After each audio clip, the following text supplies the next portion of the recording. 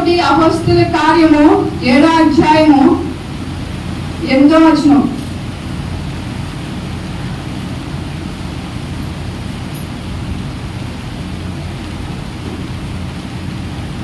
ఇంకో వ్యక్తి కోసం మనం చూస్తున్నాం. మరియు 7వ అధ్యాయం 60వ వచనం.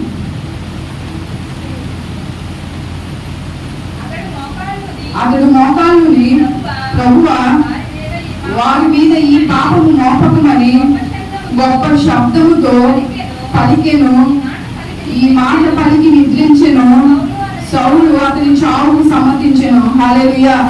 ఇక్కడ ఈ మాట చెప్తుంది ఎవరైనా మోకాలు ప్రభువా వారి మీద ఈ పాపము మోపకము గొప్ప శబ్దముతో పలికి ఈ మాట పలికి నిద్రించెను. సౌలు అతని చావుకు సమ్మతించెను. అపోస్తలుడైన పౌలు సౌలుగా ఉన్నప్పుడు ఇక్కడ స్టెఫను అనే వ్యక్తి చావుకి అనుమతించడం జరిగింది. హల్లెలూయా. మనకందరికీ తెలుసు సౌలు మొట్టమొదటి ఎలా ఉన్నాడని దేవుడు నమ్ముకునే వాడిని హింసించేవాడు, స్త్రీలని కొట్టేవాడు, అలాగే ఎవరైతే సంఘాల్లో ప్రార్థన చేస్తున్నారో వాళ్ళందరినీ కూడా హింసిస్తూ ఉండేవాడు. ఆ సమయంలోనే స్టెఫను అనే ఒక భక్తుడిని ఇక్కడ చంపినప్పుడు అతడు మోకాళ్ళని ప్రార్థన చేసి ఈ పాపం వీళ్ళ మీద మోపకు అని చెప్పి స్టెఫను చనిపోతూ ఆ యొక్క సౌలు పాదాల దగ్గర పడటం జరిగింది. హల్లెలూయా.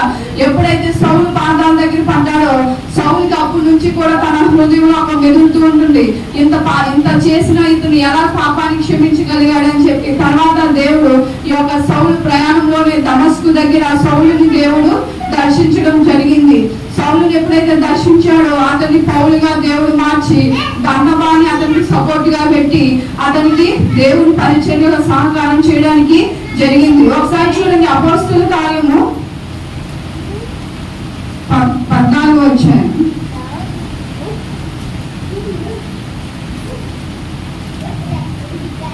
11-12. జన సమూహములు పౌలు చేసిన దాన్ని చూసి లుకేనీయుల భాషలో దేవతలు మనుషులను తాల్చి మన యొద్దకు దిగి వచ్చి ఉన్నారని కేకలు వేసి బర్నబాకు యువతి అని సౌలు ముఖ్య ప్రసంగి అయినందున అతనికి హెర్మే అని పేరు పెట్టి. హల్లెలూయా.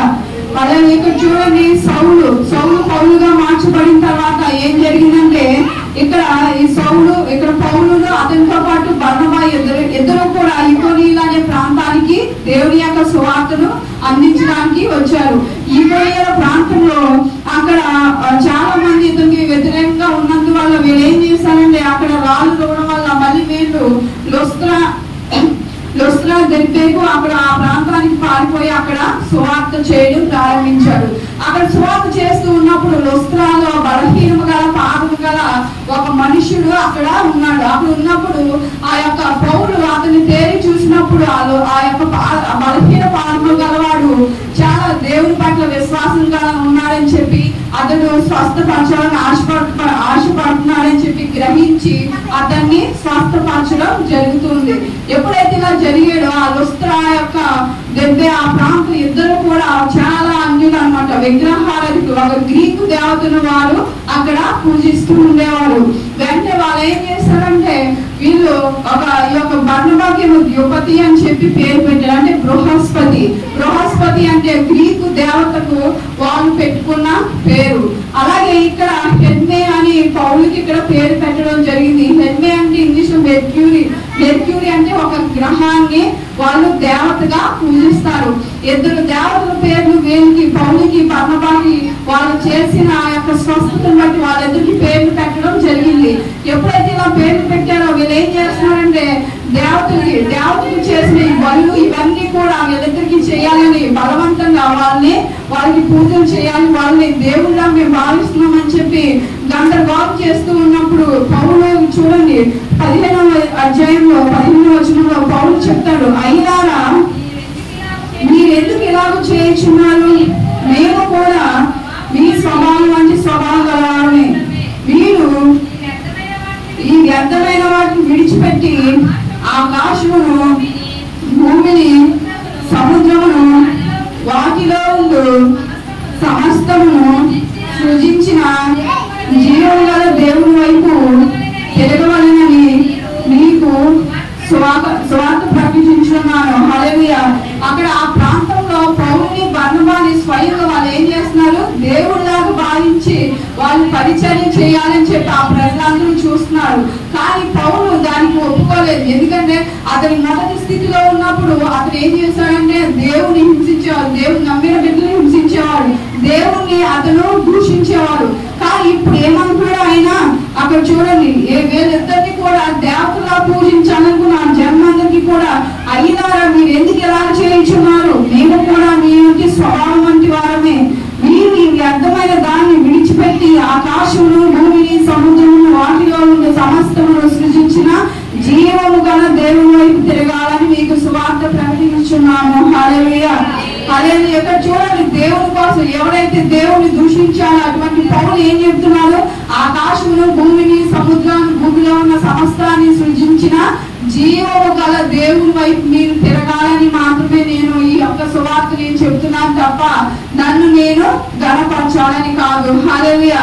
అంటే అతను ఎంత తగ్గించుకున్నాడో చూడండి. మొదటి స్థానంలో దేవుని దూషించిన వ్యక్తి ఎక్కడ దేవుని ఆలోచన ఆ యొక్క అన్యుల ప్రాంతంలో విగ్రహారాధన అధికంగా ఉన్న ఆ ప్రాంతంలో స్వయంగా వీరినే దేవతలుగా వీళ్ళకే గుళ్ళు కట్టి పూజలు చేయాలని వారి ప్రాంతంలో అతను ఏం చెప్తున్నాడు, ఇదంతా మీరు ఎలా మీరు చేయకూడదు, మీరు వ్యర్థమైన దాని యందు మనసు పెట్టకూడదు అని చెప్పి జీవం గల దేవుని, ఎవరైతే ఆకాశాన్ని భూమిని వాటిని సమస్తాన్ని సముద్రాన్ని చేశాడో ఆ దేవుణ్ణి మీరు ఆరాధించాలి, ఆ దేవుణ్ణి మీరు ఎరిగి ఉండాలి, ఆ దేవుణ్ణి మీరు స్తుతించాలి, ఆ దేవుణ్ణి మీరు గణపరచాలని మాత్రమే మేము ఈ సువార్త చెప్పాం తప్ప మమ్మల్ని మీరు గణపరచొద్దని చెప్పి పౌలు వాళ్ళకి ఖండితంగా అక్కడి నుంచి చెప్పి అక్కడి నుంచి వాళ్ళు బలవంతం చేసినప్పుడు వాళ్ళ నుంచి పారిపోవడం జరిగింది. హల్లెలూయా.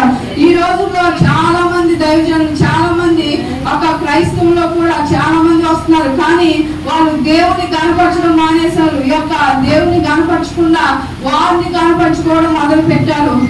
దేవుడు ఏం చెప్పాడు, మనలో దేవుని యొక్క వాక్యము అగ్ని వలె అలాగే ఖడ్గం వలె బయటికి వెళ్ళాలని చెప్తే ఇప్పుడంతా కూడా చాలా మంది అద్భుతాల కోసం స్వస్థతల కోసం దేవుడు అని చెప్పి వాళ్ళు మేము చేస్తామని చెప్పి వాళ్ళు వారి వైపు రప్పించుకుంటూ ఉన్నారు. అందుకే క్రైస్తవ్యం కూడా ఎంతో దిగజారిపోతూ ఉంది. క్రైస్తవం దిగజారిపోతుంది, కానీ ఎప్పుడు కూడా క్రీస్తు దిగజారిపోయే దేవుడు కాదు. హల్లెలూయా. ఆయన ఎప్పుడు కూడా జీవం గల దేవుడు. కేవలం మనుషుల వల్ల మాత్రమే ఆయన నామం అవమానపరచబడుతూ ఉంది. ఇక్కడ పౌలు బర్నబా ఇలాంటి వారే మాకు ఈ యొక్క వ్యర్థమైనవి ఇవన్నీ కూడా మీరు చేయకూడదని మేము సువార్త చెప్పాను తప్ప మమ్మల్ని మీరు పూజించాలని మేము ఇది చేయలేదు. కాబట్టి ఈ లోకంలో ఇప్పుడు మన క్రైస్తవులుగా అంత్యకాలంలో ఉన్నప్పుడు మనం ఒకటే గ్రహించుకోవాలి, మనం దేవుని దగ్గరికి ఎందుకు వస్తున్నాం, స్వస్థత కోసం వస్తున్నామా, లేకపోతే మన ఒక ఆర్థిక సమస్యల కోసం వస్తున్నామా, లేకపోతే మన బిడ్డల ఆరోగ్యాల కోసం వస్తున్నామా, లేకపోతే ఈ లోకంలో ఏదైనా మనం సంపాదించుకోవాలని వస్తున్నాం అనేది మనం గ్రహించుకోవాలి. ఇవన్నీ కూడా మన దృష్టిలో దేవుని దృష్టిలో సెకండరీగా ఉండాలి. ఎందుకంటే దేవుడు ఏం చెప్పాడు, మొట్టమొదట నా రాజ్యాన్ని నీతిని మీరు వెదకండి. హల్లెలూయా. ఆ మాటలోనే దేవుని యొక్క సువార్త అంత 33.5 సంవత్సరాలు 30వ సంవత్సరంలో సువార్త స్టార్ట్ చేసిన యేసు ప్రభువు వారు 33.5 సంవత్సరాలకి చనిపోయే వరకు కూడా ఆయన ఒకటే చెప్పాడు, నా రాజ్యాన్ని నీతిని మొదట వెదకాలి. ఎప్పుడైతే ఈ రెండింటిని మనం వెతుకుతామో అవన్నీ కూడా దేవుడు మనకి అనుగ్రహిస్తాడు. హల్లెలూయా. కానీ చాలా మంది క్రైస్తవులు కూడా ఇప్పుడు ఏం చేస్తున్నారంటే కేవలం స్వస్థత కోసం, అద్భుతాల కోసం, లేకపోతే మన ఆర్థిక సమస్యలు విడిపోవడం కోసమే దేవుని దగ్గరికి వెళ్తున్నాం. ఒకవేళ నిజంగా అవి విడిపోతే మళ్ళీ మొట్టమొదటి స్థానంలో ఉన్న దేవుణ్ణి మనం ఏం చేస్తాం, మర్చిపోతూ ఉన్నాం. కాబట్టి మనం ఏం చేయాలి, ఈ రోజు నుంచి ఆయన రాజ్యాన్ని ఆయన నీతిని మనం మొదట వెదకాలి. ఎందుకంటే ఎప్పుడైతే అవి వెతుకుతామో అవన్నీ కూడా మనకి దొరుకుతాయి. ఈ యొక్క సువార్త ప్రారంభించినప్పుడు కూడా బాప్తిస్మం ఇచ్చి యోహాను గాని అలాగే యేసుక్రీస్తు వారు గాని మొట్టమొదటిగా వారు ఏం చెప్పారు, సువార్తలో నేను స్వస్థపరుస్తాను రండి, లేకపోతే నా దగ్గరికి వస్తే మీకు ఆర్థిక సమస్యలు తీరిపోతాయి, లేకపోతే నా దగ్గరికి వస్తే మీ సమస్యలు తీరిపోతాయి, లేకపోతే నా దగ్గరికి వస్తే మీకు ఫలానా వ్యాధి తొలగిపోతుందని దేవుడు ఎప్పుడు కూడా చెప్పలేదు. ఆ యొక్క సువార్త ప్రారంభంలో ఆయన మొట్టమొదట ప్రారంభించింది సువార్త ఏం చెప్పాడంటే పరలోక రాజ్యం సమీపించింది, కాబట్టి మీరందరూ కూడా సిద్ధపడి ఉండాలి.